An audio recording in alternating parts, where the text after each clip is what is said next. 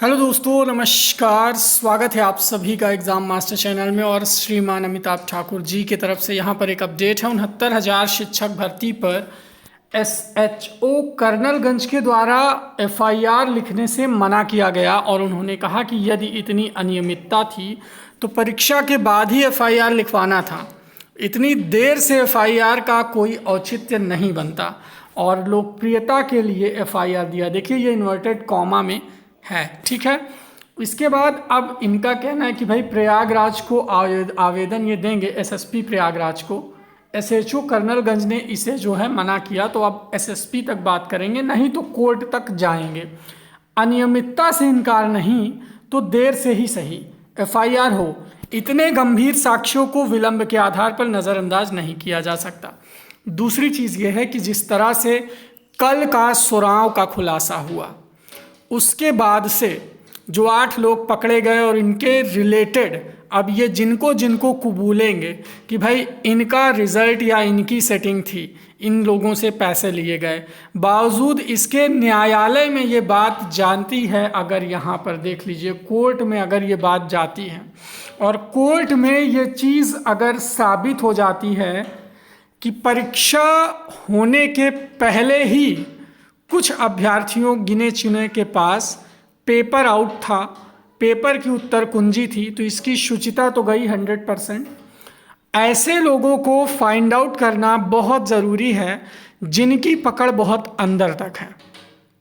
अब चाहे प्रशासन से हो या राजनीतिक पहचान से हो, ऐसे लोगों को फाइंड आउट करना और इन्हें समाज के सामने लाना बहुत ज़रूरी है, क्योंकि कल ये आपकी आने वाली पीढ़ी को बर्बाद कर सकते हैं। तो ये मामला लगभग जान लीजिए कि अब अमिताभ सर के संज्ञान में है और अब इसे वही कोई किनारे लगाएंगे। ये मामला जिस तरह से अब खुलता हुआ आ रहा है, अब इसमें बहुत सारे नाम और बहुत सारे चेहरे सामने आएंगे। ये चीज़ आप अब समझ लीजिए।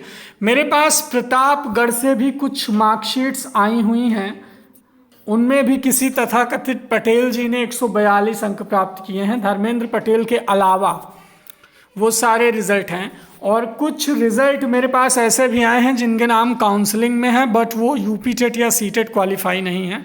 उसको भी मैं आप सबके सामने बहुत जल्दी लाने वाला हूँ। अब यहाँ पर सबसे ज़्यादा नुकसान की मैं बात करूँगा उन लोगों की जो इस भर्ती में सेलेक्ट हैं पूरी ईमानदारी से मेहनत करके। खैर, मेरी संवेदनाएं आपके साथ हैं और मेरा सपोर्ट भी आपके साथ है। मैं कतई ये नहीं चाहता कि ये भर्ती रद्द हो। ईमानदारी से मैं आपको बता दूं कि आप नौकरी के पात्र हैं, आपका हक है नौकरी, लेकिन आप एक बार ये भी सोचें कि क्या कोई धांधली करके आपके उस योग्य भाई की सीट मार देता है जो इस नौकरी का पात्र है, जैसे कि आप पात्र हैं। आपने मेहनत की और आपको नौकरी मिली ईमानदारी से। इसी तरह आपके भी कुछ ऐसे भाई थे जिनको उनकी ईमानदारी पे नौकरी मिलनी चाहिए थी।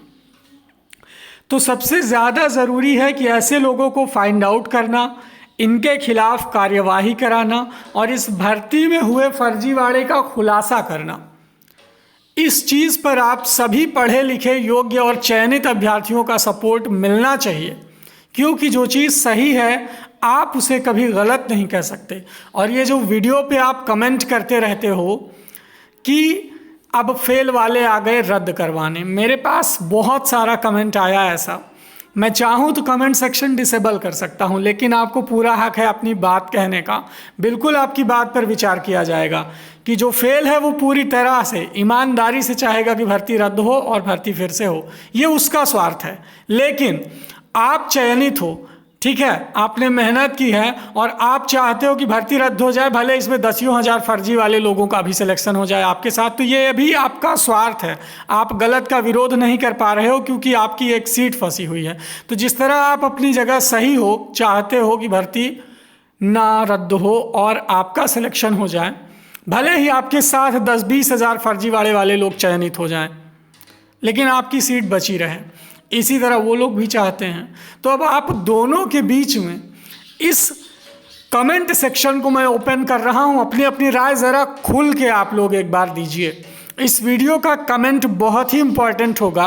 अपनी अपनी राय इस वीडियो के कमेंट में एकदम खुल के दीजिए, बस अभद्र भाषाओं का प्रयोग ना करें।